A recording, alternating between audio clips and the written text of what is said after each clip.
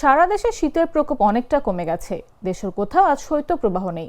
এদিন সর্বনিম্ন তাপমাত্রা রেকর্ড করা হয়েছে তেঁতুলিয়ায় 9 ডিগ্রি সেলসিয়াস। শনিবার আবহাওয়া অফিসের নিয়মিত বিজ্ঞপ্তিতে বলা হয়, আজ থেকে 19 জানুয়ারি পর্যন্ত সারা দেশে দিনের তাপমাত্রা বাড়তে পারে। এরপর 20 জানুয়ারি তাপমাত্রা অপরিবর্তিত থাকবে। 21 জানুয়ারি থেকে ফের তাপমাত্রা কমতে পারে। এই সময় শেষ রাত থেকে সকাল পর্যন্ত দেশের কিছু কিছু এলাকায় হালকা থেকে মাঝারি ধরনের কুয়াশা পড়তে পারে। শনিবার সারা দেশে রাতের তাপমাত্রা প্রায় অপরিবর্তিত থাকতে পারে এবং দিনের তাপমাত্রা সামান্য বাড়তে পারে।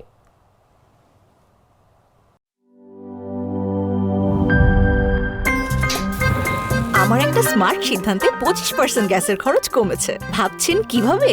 সাধারণ গ্যাস স্টোভ বদলে আমি এনেছি আরএফএল গ্যাস স্টোভ। এর সাইন্টিফিক নজল ও ব্রাস বার্নার ক্যাপ সমানভাবে তাপ ছড়িয়ে রান্না করে দ্রুত।